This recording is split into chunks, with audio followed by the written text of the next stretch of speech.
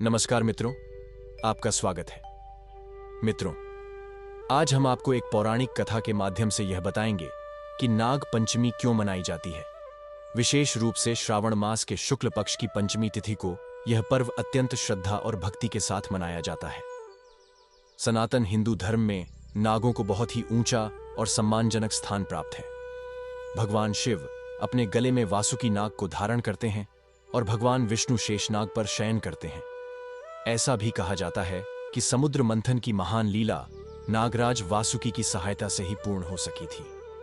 इसीलिए नाग देवताओं की पूजा करना, उन्हें दूध, पुष्प और प्रसाद अर्पित करना सनातन धर्म में शुभ और पुण्यदायक माना गया है। ऐसा माना जाता है कि नागों को प्रसन्न करने से मनुष्य को सर्प दोष, काल सर्प दोष और अन्य तमाम भय से मुक्ति मिलती है। मित्रों, आज हम आपको एक ऐसी कथा सुनाने जा रहे हैं जो गरुड़ पुराण में उल्लिखित है और नाग पंचमी के महत्व को उजागर करती है। बहुत प्राचीन काल की बात है। एक गांव में एक स्त्री रहा करती थी जो रोजाना दूध बेचने का कार्य करती थी। उसकी एक सुंदर और संस्कारी पुत्री थी जिसका नाम था सुमति। वह बालिका अत्यंत विनम्र, शांत और सरल स्वभाव की थी। उस स्त्री का नियम था कि वह प्रतिदिन दूध को गर्म करके उसे अच्छे से ठंडा करके अपने घर के आंगन में रख देती थी और एक छोटी सी घंटी बजाती थी। कहते हैं कि जैसे ही वह घंटी बजाती, गांव के आसपास जितने भी नाग होते थे वे चुपचाप आकर आंगन में रखे दूध को पी जाते थे। वह स्त्री नागों को बहुत स्नेह से देखती थी और उन्हें अपने पुत्र के समान मानती थी। उसने अपनी बेटी सुमति को भी यह शिक्षा दी थी, बेटी, ये सब सर्प तेरे भाई हैं। यदि मैं कभी न रहूं तो इन भाइयों को याद कर लेना, तेरी रक्षा अवश्य करेंगे। समय बीता। सुमति अब सयानी हो चली थी। उसका विवाह एक प्रतिष्ठित परिवार में कर दिया गया। जिस गांव में उसकी शादी हुई वहां का ससुर ग्राम का मुखिया था। मुखिया के 7 पुत्र थे और उन्हीं में सबसे छोटे पुत्र से सुमति का विवाह हुआ। 7 भाइयों में सुमति सबसे छोटी बहू बनी। वह छोटी होते हुए भी सबसे अधिक संस्कारी, विनम्र और संयमित व्यवहार वाली थी। किंतु घर की अन्य बहुएं उससे जलने लगीं।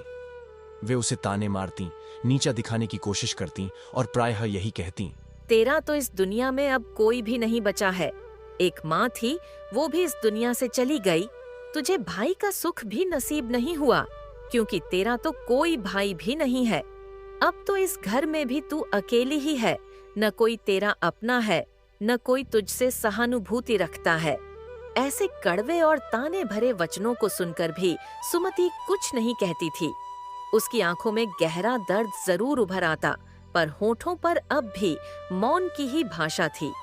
वह सब कुछ अपने भीतर समेटे रहती थी, जैसे हर अपमान, हर तिरस्कार को चुपचाप सहना ही उसका स्वभाव बन गया हो। अब श्रावण का पावन महीना आरंभ हो चुका था। घर के आंगन में रौनक थी। सारी बहुएं बेहद प्रसन्न थीं, क्योंकि उनके भाई उन्हें लेने आने वाले थे। हर कोई अपने अपने मायके जाने की तैयारियों में लगी थी। इस महीने वे ससुराल की जिम्मेदारियों से मुक्त होकर कुछ दिन अपने माता पिता और भाई बहनों के साथ बिताने वाली थीं। उनके चेहरे पर खुशी साफ झलक रही थी, जैसे सावन की हर बूंद उनके मन को भी भिगो रही हो। उसी समय सबसे बड़ी बहू सुमति के पास आती है। उसके चेहरे पर व्यंग्य की मुस्कान होती है।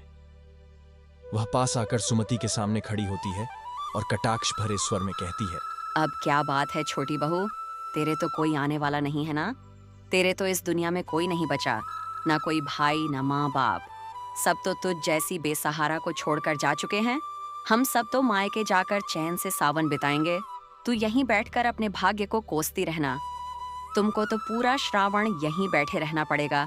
यह सुनकर छोटी बहू सुमति का हृदय भीतर तक टूट जाता है। अपनों द्वारा कहे गए कठोर शब्द उसे गहरे जख्म दे जाते हैं। वह किसी से कुछ नहीं कहती, बस चुपचाप आंसुओं को बहने देती है। पीड़ा इतनी बढ़ जाती है कि वह रोते रोते घर के पीछे लगे एक घने पेड़ के पास जाकर बैठ जाती है। उसका सिर झुका होता है, आंखें आंसुओं से भरी होती हैं और मन पूरी तरह से टूट चुका होता है। तभी अचानक उस पेड़ में एक दिव्य हलचल होती है। पेड़ की जड़ों से प्रकाश निकलने लगता है और वहां से शेषनाग प्रकट होते हैं। उनका रूप तेजस्वी होता है, लेकिन सुमति को डर नहीं लगता, बल्कि उसकी आंखों में आश्चर्य भर जाता है। कुछ ही क्षणों में शेषनाग एक मनुष्य का रूप धारण करते हैं और सुमति के पास आकर करुणा भरे स्वर में कहते हैं, बहन, क्या हुआ? तुम रो क्यों रही हो? उस मनुष्य रूप में प्रकट हुए दिव्य पुरुष ने स्नेह भरे स्वर में पूछा। मैं कोई साधारण व्यक्ति नहीं, एक इच्छाधारी सर्प हूं। तुम्हारी मां जब जीवित थीं, तब वे प्रतिदिन मुझे प्रेम पूर्वक दूध पिलाया करती थीं। उन्होंने ही हमें यह सिखाया था कि तुम हमारी बहन के समान हो और बहन का दुख हमसे सहा नहीं जाता। उन्होंने आगे कहा, तुम चिंता मत करो, अब मैं तुम्हें अपने साथ ले चलूंगा। एक बहन जब अपने भाई के घर आती है तो वह उसका अधिकार होता है, कोई उपकार नहीं। चलो बहन, अब तुम्हारे आंसुओं की जगह तुम्हारे चेहरे पर मुस्कान होगी। शेषनाग मनुष्य का रूप धारण करके छोटी बहू सुमति को उसके ससुराल से विदा कर अपने साथ नागलोक ले जाते हैं। वहां पहुंचकर उस लड़की को नाग माता से भी बहुत स्नेह और अपनापन मिलता है। नाग माता उसे अपनी पुत्री की तरह मानने लगती है।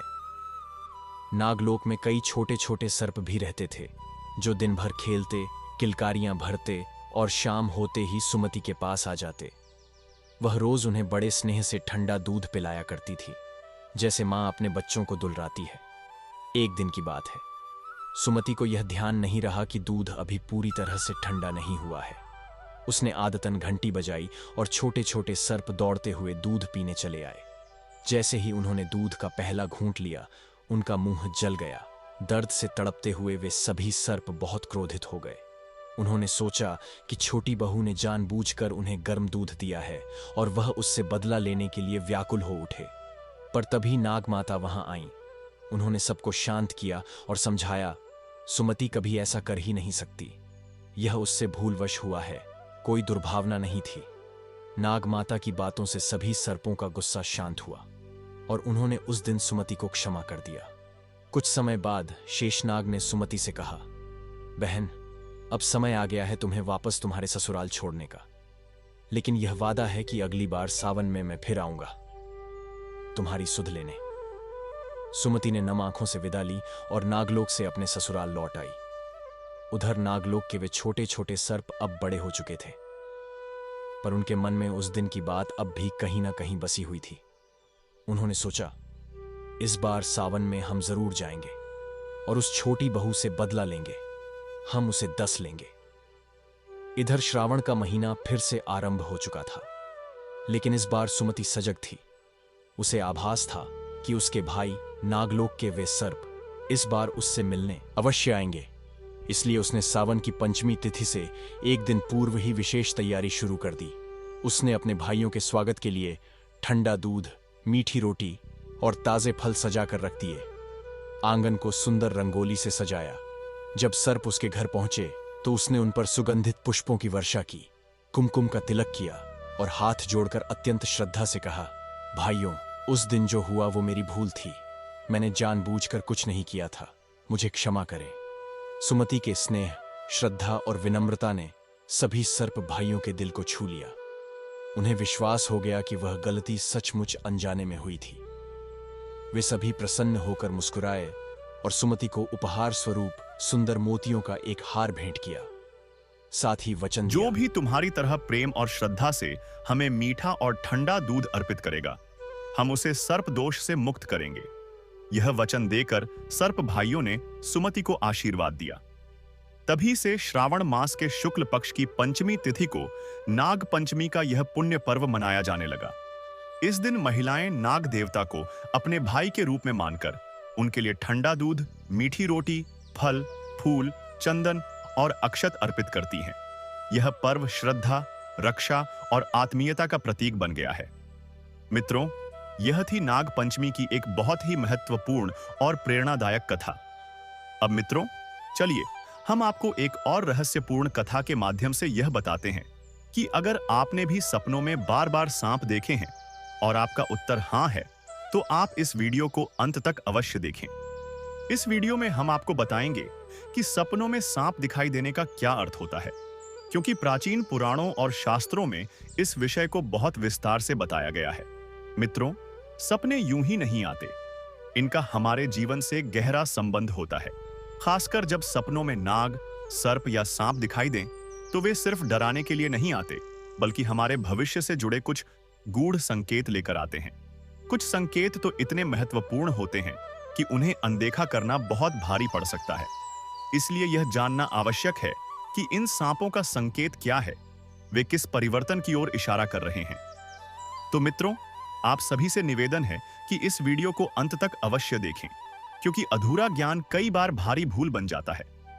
अब चलिए जानते हैं कि भगवान शिव ने माता पार्वती को सपनों में नाग दिखने के कौन-कौन से रहस्य बताए हैं। मित्रों, एक समय की बात है, भगवान शिव और माता पार्वती कैलाश पर्वत की ऊंची और शांत चोटियों पर एक संग विराजमान थे।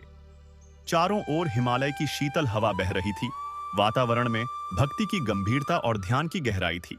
तभी माता पार्वती ने अत्यंत शांति और जिज्ञासा के भाव से भगवान शिव से पूछा, हे स्वामी, कृपया मुझे यह बताइए कि जो मनुष्य रात में सपने देखते हैं, उनका क्या कोई विशेष अर्थ होता है? क्या उन सपनों के पीछे कोई गहरा रहस्य या ईश्वरीय संदेश छिपा होता है? क्या ये केवल मन की कल्पनाएं होती हैं, या फिर ये हमारे जीवन से, हमारे कर्मों से, हमारे भविष्य से कोई संबंध रखते हैं?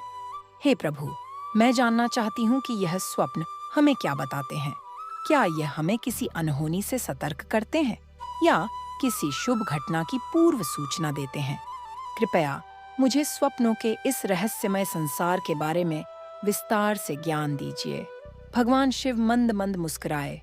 उनके मुख पर दिव्य तेज और नेत्रों में गहरी करुणा थी। उन्होंने माता पार्वती की ओर प्रेम से देखा और कोमल स्वर में बोले, हे देवी, स्वप्न केवल एक काल्पनिक अनुभव नहीं होते, वे हमारे अवचेतन मन की अभिव्यक्ति होते हैं। जब हमारा चेतन मन विश्राम करता है, तब अवचेतन मन सक्रिय होता है और वही मन हमें संकेत देता है उन भावनाओं, इच्छाओं, चिंताओं और घटनाओं का जो हमने जागृत अवस्था में अनुभव किए, लेकिन उन्हें पूर्ण रूप से समझ नहीं पाए। स्वप्न हमारे जीवन की घटनाओं, दबी हुई भावनाओं और मन की गहराइयों में छुपी आकांक्षाओं का प्रतिबिंब होते हैं। हर सपना कुछ न कुछ कहता है, कोई चेतावनी देता है, कोई संदेश लाता है, तो कोई हमारे भीतर की स्थिति को दर्शाता है। कई बार ये सपने हमारे भविष्य की झलक भी दिखाते हैं, आने वाले समय की पूर्व सूचना देकर हमें सतर्क करते हैं। ये सुनकर माता पार्वती अत्यंत गंभीर हो गईं। उनके मन में अब और भी जिज्ञासा जाग उठी। वे फिर विनम्र स्वर में भगवान भोलेनाथ से पूछने लगीं, हे स्वामी, यदि किसी मनुष्य को सपने में सर्प दिखाई दे तो उसका क्या अर्थ होता है? ऐसा क्यों होता है कि कुछ लोग बार बार सपनों में सांप देखते हैं? क्या यह कोई संकेत होता है? क्या इसमें कोई विशेष रहस्य छिपा होता है? यदि सचमुच ऐसा कुछ है तो कृपया मुझे विस्तार से बताइए, ताकि मैं इस गूढ़ विषय को भली भांति समझ सकूं। भगवान शिव मुस्कुराए। उनके चेहरे पर गंभीरता के साथ एक गहन शांति भी थी। उन्होंने माता पार्वती की ओर देखा और उत्तर देते हुए कहा, हे देवी पार्वती, आपने सत्य ही कहा है। जब किसी भी मनुष्य को स्वप्न में सांप दिखाई देता है, तो वह कोई सामान्य दृश्य नहीं होता, वह भविष्य से जुड़ा हुआ एक अत्यंत महत्वपूर्ण संकेत होता है। ऐसे सपने व्यक्ति को जीवन के आने वाले परिवर्तनों, संकटों या फिर किसी शुभ योग के बारे में सतर्क करने के लिए आते हैं। किंतु इस विषय को और गहराई से समझाने से पहले मैं तुम्हें एक प्राचीन कथा सुनाता हूं। यह कथा एक राजा और एक तपस्वी मुनि की है। इस कथा को सुनने से न केवल स्वप्न में सर्प दिखने का रहस्य उजागर होता है, बल्कि यह भी ज्ञात होता है कि इन सपनों का हमारे जीवन पर क्या प्रभाव पड़ता है। हे देवी, यह कथा अत्यंत पुण्यदायिनी है। जो भी इस कथा को श्रद्धा और ध्यानपूर्वक सुनता है, उसे अपने स्वप्नों का शुभ फल प्राप्त होता है। उसकी दरिद्रता दूर हो जाती है, घर में सुख समृद्धि का वास होता है और जो भी संकट उसके ऊपर आने वाला होता है वह टल जाता है। इसीलिए मैं तुमसे कहता हूं, इस कथा को पूर्ण मन और श्रद्धा से सुनो। भगवान शिव के मुख से ऐसी दिव्य वाणी सुनकर माता पार्वती की आंखों में श्रद्धा और उत्सुकता भर जाती है। वे निवेदन करती हैं, हे स्वामी, मैं इस कथा को संपूर्ण मन, श्रद्धा और ध्यान से अवश्य सुनूंगी। कृपया आप मुझे वह पवित्र कथा सुनाइए जिससे सपनों में सर्प दिखाई देने का रहस्य स्पष्ट हो सके। तब महादेव मुस्कुराए और अपनी शांत गूंजती हुई वाणी में माता पार्वती को वह रहस्यमयी कथा सुनाते हुए कहने लगे, हे देवी पार्वती, प्राचीन काल की बात है। उस समय पृथ्वी पर एक अत्यंत पराक्रमी, धर्मनिष्ठ और न्यायप्रिय राजा हुआ करता था, जिसका नाम था राजा देवदत्त। वह केवल अपने शौर्य और पराक्रम के लिए ही प्रसिद्ध नहीं था, बल्कि धर्म, दया और सत्य के मार्ग पर चलने वाला एक आदर्श शासक भी था। उसका राज्य बहुत ही विशाल, समृद्ध और सुव्यवस्थित था। प्रजा राजा देवदत्त से अत्यधिक प्रेम करती थी, क्योंकि वह प्रजा के दुख दर्द को अपना समझकर स्नेह और करुणा से समाधान करता था। उसके दरबार में अन्याय का कोई स्थान नहीं था। वह प्रतिदिन धार्मिक अनुष्ठानों में भाग लेता था और परम श्रद्धा से मेरी पूजा करता था। वह मेरा अनन्य भक्त था। राजा की रानी का नाम था सुभद्रा। वह अत्यंत सौम्य स्वभाव की, बुद्धिमान और पतिव्रता स्त्री थी। वह हर परिस्थिति में राजा के साथ खड़ी रहती थी, चाहे सुख हो या दुख। परंतु एक दुख ऐसा था जो इस दंपत्ति को भीतर ही भीतर व्याकुल किए रहता था, और वह था संतान की अनुपस्थिति। दोनों ही इस बात को लेकर चिंतित रहते। विशेषकर राजा देवदत्त मन ही मन व्यथित रहता। एक रात्रि राजा को एक अत्यंत विचित्र और भयावह स्वप्न आया। उसने देखा कि उसके पैरों के पास एक मृत सर्प पड़ा हुआ है। सर्प का शरीर शांत था, लेकिन उसकी आंखें राजा की ओर स्थिर दृष्टि से देख रही थीं। यह दृश्य इतना विचलित करने वाला था कि राजा की नींद तुरंत टूट गई। राजा उठकर बैठ गया। उसका हृदय भय से कांप रहा था, माथे पर पसीना था। वह कुछ देर तक शांत बैठा रहा और फिर उसी क्षण रानी सुभद्रा के कक्ष में जाकर उन्हें अपना स्वप्न सुनाया। राजा ने रानी से गंभीर स्वर में पूछा, हे प्रिय सुभद्रा, मैंने अभी अभी एक बहुत ही विचित्र और डरावना सपना देखा है। मैंने देखा कि मेरे पैरों के पास एक मरा हुआ सांप पड़ा है। उसका शरीर निश्चल था, पर उसकी आंखें स्थिर होकर मेरी ओर देख रही थीं। यह स्वप्न मेरे हृदय को विचलित कर गया है। मुझे समझ नहीं आता कि इसका क्या अर्थ हो सकता है। क्या यह कोई अशुभ संकेत है? रानी सुभद्रा ने राजा के चेहरे पर फैले तनाव और भय को देखकर बहुत ही शांत और स्नेह भरे स्वर में कहा, नाथ, स्वप्न कई प्रकार के होते हैं। यह आवश्यक नहीं कि हर सपना अशुभ ही हो। कई बार ईश्वर हमें संकेत देने के लिए ऐसे स्वप्न दिखाते हैं ताकि हम कुछ ऐसा जान सकें जिसे हम जागृत अवस्था में नहीं समझ पाते। आप चिंतित न हो। यह भी संभव है कि यह स्वप्न किसी पूर्व जन्म के अधूरे कर्म का संकेत हो या कोई ऐसा विषय हो जो आपकी आत्मा से जुड़ा हुआ है। मैं निवेदन करती हूँ कि आप स्वयं को व्यथित न करें। हम किसी ज्ञानी तपस्वी, कोई आर्षि मुनि से परामर्श लेंगे जो स्वप्नों के रहस्यों को जानने वाले हों। वे अवश्य हमें इसका रहस्य बताएंगे।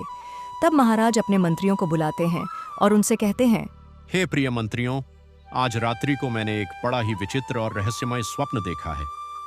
मैंने देखा कि एक मरा हुआ सर्प मेरे पैरों के पास पड़ा हुआ है। वह निश्चल था, लेकिन उसकी उपस्थिति ने मेरे मन में एक असहज भय भर दिया है। मैं इस स्वप्न के संकेत को समझ नहीं पा रहा हूं। इसलिए मैं तुम सबको यह आदेश देता हूं कि तुम नगर में जाकर पता करो, क्या कोई ऐसा आर्षि मुनि या ज्ञानी पुरुष है जो स्वप्नों के रहस्यों को भली भांति जानता हो, जो यह बता सके कि इस स्वप्न का क्या अर्थ है और इसके पीछे कौन सी चेतावनी या संदेश छिपा हुआ है। राजा की आज्ञा पाकर सभी मंत्रीगण शीघ्र ही नगर के विभिन्न भागों में फैल जाते हैं। वे आश्रमों में जाते हैं, तपोवनों में जाकर सिद्धों से मिलते हैं और नगर में निवास करने वाले अनेक ज्ञानी ऋषि मुनियों से इस रहस्यमयी स्वप्न का अर्थ पूछते हैं। परंतु आश्चर्य की बात यह थी कि कोई भी मुनि या विद्वान इस स्वप्न का सटीक अर्थ नहीं बता पाया। सभी केवल अनुमान लगाते, किंतु कोई भी निश्चित उत्तर नहीं दे सका। स्वप्न में मरा हुआ सर्प देखना उनके लिए भी एक दुर्लभ और असामान्य संकेत था। आखिरकार निराश होकर सभी मंत्री दरबार में लौट आते हैं और राजा देवदत्त के सामने आते हैं और कहते हैं, महाराज, हमने आपके आदेशानुसार नगर के हर कोने में जाकर सभी विद्वान ऋषियों, तपस्वियों और मनीषियों से भेंट की, किंतु हमें ऐसा कोई भी नहीं मिला जो आपके देखे हुए स्वप्न का सटीक और गूढ़ अर्थ बता सके। हर किसी ने अलग अलग विचार प्रस्तुत किए, परंतु किसी के पास स्पष्ट उत्तर नहीं था। हम क्षमा चाहते हैं राजन, परंतु इस समय हमारे राज्य में ऐसा कोई नहीं है जो आपके स्वप्न के रहस्य को भली भांति समझा सके। यह सुनकर राजा के मुख पर चिंता की रेखाएं और गहरी हो जाती हैं। दरबार में मौन छा जाता है। तभी कुछ क्षण बाद एक मंत्री जो अब तक शांत खड़ा था आगे आता है। वह हाथ जोड़कर धीरे से कहता है, हे महाराज, हमारे राज्य के पास स्थित जंगल में मुनि आस्तिक निवास करते हैं, जिन्होंने सर्पनाशक यज्ञ से समस्त नागों की रक्षा की थी, इसलिए उन्हें नागों का रक्षक माना जाता है। हमें उन्हीं के पास जाना चाहिए। वे अवश्य ही आपके स्वप्नों का अर्थ समझा सकते हैं। यह सुनकर महाराज देवदत्त ने मुनि आस्तिक के आश्रम पर जाने का निर्णय लिया। वे अपने सिपाहियों के साथ रथ में बैठकर मुनि आस्तिक के आश्रम की ओर प्रस्थान करते हैं। आश्रम पहुंचने पर मुनि आस्तिक महाराज का स्वागत करते हुए पूछते हैं, हे राजन, आइए, मेरे आश्रम में आपका स्वागत है। कहिए, आपकी क्या समस्या है? किस कारण से आज आपका हमारे आश्रम में आगमन हुआ है? तब महाराज देवदत्त विनम्र स्वर में उत्तर देते हैं, हे मुनिवर, मैं आपके पास एक सहायता की अपेक्षा लेकर आया हूँ। मैंने नागों से जुड़ा एक अत्यंत विचित्र स्वप्न देखा है। उसी स्वप्न का रहस्य जानने के लिए आपके आश्रम में आया हूँ। कृपया मेरी सहायता करें। तब मुनि आस्तिक ने शांत स्वर में उत्तर दिया, हे राजन, आपने सर्पों के विषय में जो भी स्वप्न देखा है उसे निसंकोच कहिए। स्वप्न में सर्प दिखाई देना साधारण बात नहीं है। इसका कोई न कोई विशेष संकेत अवश्य होता है। इसलिए जो आपने देखा है, कृपया उसे विस्तार से बताइए। तब महाराज देवदत्त ने शांत स्वर में कहा, हे मुनिवर, कल रात्रि मैंने एक अत्यंत विचित्र स्वप्न देखा। मैंने देखा कि एक मरा हुआ सांप मेरे पैरों के पास पड़ा हुआ है। उसकी उपस्थिति ने मुझे बहुत विचलित कर दिया। कृपया आप मुझे बताएं कि इस स्वप्न का क्या अर्थ हो सकता है। मुनि आस्तिक ने राजा की बात को ध्यानपूर्वक सुना और शांत स्वर में उत्तर दिया, हे राजन, यदि स्वप्न में आपको मरा हुआ सांप दिखाई देता है तो यह अशुभ नहीं बल्कि अत्यंत शुभ संकेत होता है। इसका अर्थ है कि आपके जीवन की सभी बाधाएं और संकट शीघ्र ही समाप्त होने वाले हैं।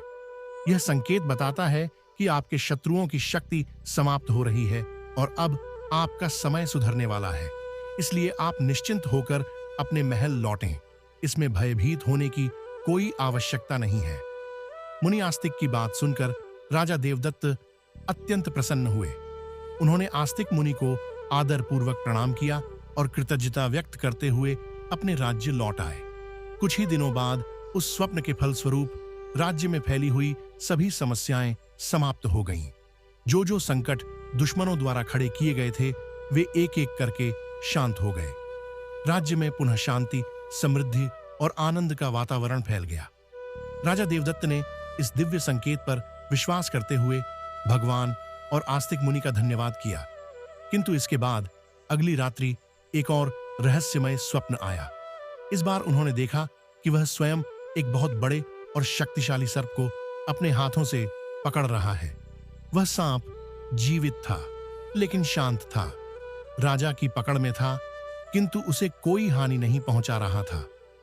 प्रातः होते ही राजा पुनः मुनि आस्तिक के आश्रम पहुंचे और निवेदन करते हुए बोले, हे मुनिवर, मैंने सपने में देखा कि मैं एक बड़े सांप को पकड़ रहा हूं।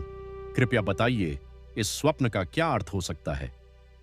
मुनि आस्तिक ने राजा की बात ध्यान से सुनी और गंभीर स्वर में उत्तर दिया, हे राजन, यदि आप सपने में सांप को पकड़ते हुए देखते हैं तो यह भी एक शुभ संकेत होता है। इसका अर्थ है कि आप अपने परिश्रम और बुद्धिमत्ता के बल पर भविष्य में धन, संपत्ति और सफलता प्राप्त करेंगे। साथ ही आप उस संपत्ति का सदुपयोग भी करेंगे। यह स्वप्न आपके आत्मविश्वास और नियंत्रण को दर्शाता है। कुछ ही दिनों के भीतर राजा देवदत्त ने एक बड़े युद्ध में विजय प्राप्त की। राज्य की सीमाएं विस्तृत हुईं और खजाने में अपार वृद्धि हुई। प्रजा प्रसन्न हुई और चारों ओर हर्ष का वातावरण बन गया। किंतु एक रात्रि राजा देवदत्त को तीसरा रहस्यमय स्वप्न आया। उन्होंने देखा कि एक विशाल सांप आकाश में उड़ता हुआ दिखाई दे रहा है। उसके फन से प्रकाश निकल रहा था और वह दूर आसमान में मंडरा रहा था। प्रातः होते ही राजा ने फिर से मुनि आस्तिक के पास जाकर निवेदन किया, हे मुनिवर, मैंने स्वप्न में एक उड़ता हुआ सांप देखा है। कृपया बताइए, इसका क्या अर्थ है? मुनि आस्तिक ने शांत स्वर में उत्तर दिया, हे राजन, यदि सपने में आपको उड़ता हुआ सांप दिखाई देता है तो यह उन्नति, प्रगति और आत्मबल के जागरण का प्रतीक होता है। यह संकेत देता है कि आपके प्रयास अब फल देने वाले हैं और जीवन में नई ऊंचाइयों की ओर आप अग्रसर होंगे। मुनि की वाणी सत्य सिद्ध हुई। इसके पश्चात राजा देवदत्त के राज्य में व्यापार और कृषि दोनों क्षेत्रों में अत्यधिक उन्नति होने लगी। प्रजा सुखी हुई और राज्य में समृद्धि का संचार हो गया। कुछ दिनों के पश्चात राजा देवदत्त को चौथा स्वप्न आया। इस बार उन्होंने देखा कि एक काले रंग का सांप उन्हें बार बार सपने में दिखाई दे रहा है। वह सांप न तो हमला करता था न कुछ कहता, बस उनकी ओर स्थिर दृष्टि से देखता रहता। यह दृश्य बार बार आने लगा, जिससे राजा चिंतित हो उठे। वे पुनः मुनि आस्तिक के आश्रम पहुंचे और उन्होंने पूछा, हे मुनिवर, मैंने स्वप्न में बार बार काले रंग का सांप देखा है। वह मुझे बस देखता रहता है। कृपया बताइए, इसका क्या अर्थ है? मुनि आस्तिक ने गंभीर स्वर में उत्तर दिया, हे राजन, यदि आपको स्वप्न में बार बार काले रंग का सांप दिखाई देता है तो यह काल सर्प दोष का संकेत होता है। यह स्वप्न आपके जीवन में चल रही बाधाओं, मानसिक उलझनों और पूर्व जन्म के प्रभावों का परिणाम हो सकता है। किंतु चिंता की आवश्यकता नहीं है, क्योंकि ज्योतिष शास्त्र में इसका निवारण भी बताया गया है। यदि आप श्रद्धा और विधिपूर्वक पूजा पाठ करें तो इस दोष से मुक्ति संभव है। राजा देवदत्त ने मुनि आस्तिक के निर्देशानुसार पूजा अनुष्ठान करवाया और काल सर्प दोष से मुक्ति प्राप्त की। इसके बाद राजा के मन में एक नई ऊर्जा और शांति का संचार हुआ। कुछ समय बाद राजा देवदत्त को एक और स्वप्न आया। यह उनका 5वां स्वप्न था। इस बार रात्रि में उन्होंने स्वप्न में एक हरे रंग का सांप देखा। वह शांत था, उसकी दृष्टि कोमल थी और वह किसी हानि के भाव से नहीं आया था। प्रातः होते ही राजा ने एक बार फिर आस्तिक मुनि से जाकर निवेदन किया, हे मुनिवर, मैंने स्वप्न में हरे रंग का सांप देखा है। कृपया बताइए, इसका क्या अर्थ है? हे राजन, यदि स्वप्न में हरे रंग का सांप दिखाई देता है तो यह एक अत्यंत शुभ संकेत होता है। यह इस बात की ओर इशारा करता है कि निकट भविष्य में आपके जीवन में कोई सुखद और सकारात्मक घटना घटने वाली है। यह समृद्ध, स्वास्थ्य और आनंद का प्रतीक है। इस स्वप्न के कुछ ही दिनों बाद राजा देवदत्त के राज्य में वर्षा समय पर हुई, फसल अच्छी हुई और प्रजा अत्यंत प्रसन्न हो गई। राज्य में समृद्धि और संतोष का वातावरण फैल गया।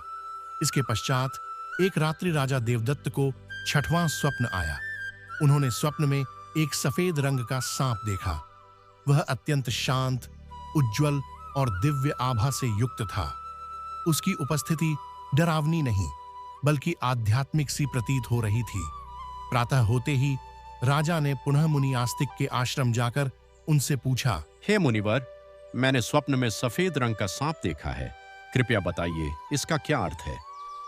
मुनि आस्तिक ने गंभीर स्वर में उत्तर दिया, हे राजन, स्वप्न में सफेद रंग का सांप दिखाई देना भी एक शुभ संकेत होता है। यह धन, सौभाग्य और ईश्वरीय आशीर्वाद का प्रतीक है। ऐसा स्वप्न बताता है कि आपको शीघ्र ही किसी अज्ञात या अप्रत्याशित स्रोत से धन की प्राप्ति हो सकती है। मुनि की वाणी सत्य सिद्ध हुई। कुछ ही दिनों बाद राजा देवदत्त को एक छिपे हुए खजाने के रूप में बहुत सारा धन प्राप्त हुआ, जिससे राज्य की संपन्नता और बढ़ गई। कुछ समय बाद राजा को 7वां स्वप्न आया। उस रात्रि उन्होंने देखा कि एक सांप डरकर भाग रहा है। वह किसी से भयभीत होकर दूर दूर तक निकलता जा रहा था। प्रातः होते ही राजा ने फिर से मुनि आस्तिक के पास जाकर पूछा, हे मुनिवर, मैंने स्वप्न में एक सांप को डरकर भागते हुए देखा है। कृपया बताइए, इसका क्या अर्थ है? मुनि आस्तिक ने मुस्कुराते हुए उत्तर दिया, हे राजन, यदि आप स्वप्न में सांप को किसी से डरकर भागते हुए देखते हैं तो यह एक अशुभ संकेत होता है। यह दर्शाता है कि आपके आसपास कोई ऐसा व्यक्ति है जो बाहर से मित्र दिखाई देता है, लेकिन भीतर से आपके लिए संकट बन सकता है। यह स्वप्न धोखे, विश्वासघात या षड्यंत्र का संकेत देता है। आपको सतर्क रहना चाहिए। मुनि की बात कुछ ही दिनों में सत्य सिद्ध हुई। राजा के एक घनिष्ठ मंत्री ने उनके विरुद्ध षड्यंत्र रचने का प्रयास किया, लेकिन राजा देवदत्त समय रहते सतर्क हो गए और उस मंत्री को पकड़वाकर दंडित किया। कुछ समय बाद राजा देवदत्त को 8वां स्वप्न आया। इस बार उन्होंने स्वप्न में देखा कि एक सांप उन्हें काट रहा है। सांप का डंक तीव्र था और पीड़ा से वे तड़प उठे। प्रातः होते ही वे पुनः मुनि आस्तिक के पास गए और पूछा, हे मुनिवर, मैंने स्वप्न में देखा कि एक सांप मुझे काट रहा है। कृपया बताइए, इसका क्या अर्थ है? मुनि आस्तिक ने गंभीर स्वर में उत्तर दिया, हे राजन, यदि स्वप्न में कोई सांप आपको काटता है या आपका पीछा करता है तो यह किसी अशुभ घटना की पूर्व सूचना हो सकती है। यह संकेत देता है कि शारीरिक कष्ट, मानसिक तनाव या कोई अप्रत्याशित समस्या आपके समीप आ सकती है। मुनि की चेतावनी सत्य सिद्ध हुई। कुछ ही दिनों बाद राजा देवदत्त को एक गंभीर बीमारी ने घेर लिया, परंतु समय रहते उपचार और मुनि के आशीर्वाद से वे पूर्ण रूप से स्वस्थ हो गए। कुछ समय पश्चात राजा देवदत्त को 9वां स्वप्न आया। उस रात्रि उन्होंने स्वप्न में एक नाग नागिन का जोड़ा देखा। दोनों साथ साथ शांत भाव से दिखाई दे रहे थे। प्रातः होते ही राजा ने मुनि आस्तिक से जाकर पूछा, हे मुनिवर, मैंने स्वप्न में नाग नागिन का जोड़ा देखा है, कृपया बताइए इसका क्या अर्थ है? मुनि आस्तिक ने शांत स्वर में उत्तर दिया, हे राजन, यदि स्वप्न में नाग नागिन का जोड़ा दिखाई देता है तो यह संकेत है कि आपके पूर्वज आपको कोई संदेश दे रहे हैं। यह स्वप्न दर्शाता है कि आपको अपने कुल देवी देवता की उपासना करनी चाहिए। ऐसा करने से जीवन में संतुलन, सुरक्षा और आध्यात्मिक शांति बनी रहती है। राजा देवदत्त ने मुनि के निर्देशानुसार विधिपूर्वक अपने कुल देवी देवता की पूजा अर्चना की, जिसके फलस्वरूप उनके राज्य में सुख, शांति और समृद्धि बनी रही। कुछ समय बाद राजा को 10वां स्वप्न आया। इस बार उन्होंने देखा कि कुछ छोटे छोटे सांप के बच्चे उनके सिंहासन पर बैठे हुए हैं, शांत लेकिन प्रतीकात्मक उपस्थिति के साथ। प्रातः होते ही राजा ने मुनि आस्तिक से जाकर पूछा, हे मुनिवर, मैंने स्वप्न में देखा कि सांप के छोटे छोटे बच्चे मेरे सिंहासन पर बैठे हुए हैं, कृपया बताइए इसका क्या अर्थ है? मुनि आस्तिक ने गंभीर स्वर में उत्तर दिया, हे राजन, यदि आप स्वप्न में सांप के बच्चों को अपने सिंहासन पर बैठे हुए देखते हैं तो यह अत्यंत शुभ संकेत है। यह दर्शाता है कि आपके घर में शीघ्र ही संतान का आगमन होगा और वह पुत्र महान बनेगा। वह न केवल आपका उत्तराधिकारी होगा बल्कि आपके राज्य को गौरव और धर्म के मार्ग पर आगे बढ़ाएगा। मुनि की वाणी सत्य सिद्ध हुई। कुछ महीनों बाद रानी सुभद्रा ने एक तेजस्वी पुत्र को जन्म दिया। वह बालक बड़ा होकर एक महान राजा बना और अपने पिता राजा देवदत्त के राज्य का योग्य उत्तराधिकारी बना। इसके कुछ समय बाद राजा देवदत्त को 11वां स्वप्न आया। उस रात्रि उन्होंने देखा कि एक सांप और नेवले के बीच भयंकर लड़ाई हो रही है। दोनों एक दूसरे पर तीव्र आक्रमण कर रहे थे और वातावरण अशांत था। प्रातः होते ही राजा ने मुनि आस्तिक के पास जाकर पूछा, हे मुनिवर, मैंने स्वप्न में सांप और नेवले की लड़ाई देखी है, कृपया बताइए इसका क्या अर्थ है? मुनि आस्तिक ने गंभीर स्वर में उत्तर दिया, हे राजन, यदि आप स्वप्न में सांप और नेवले की लड़ाई होते हुए देखते हैं तो यह संकेत है कि आपके जीवन में छिपे हुए शत्रु का शीघ्र ही खुलासा होगा।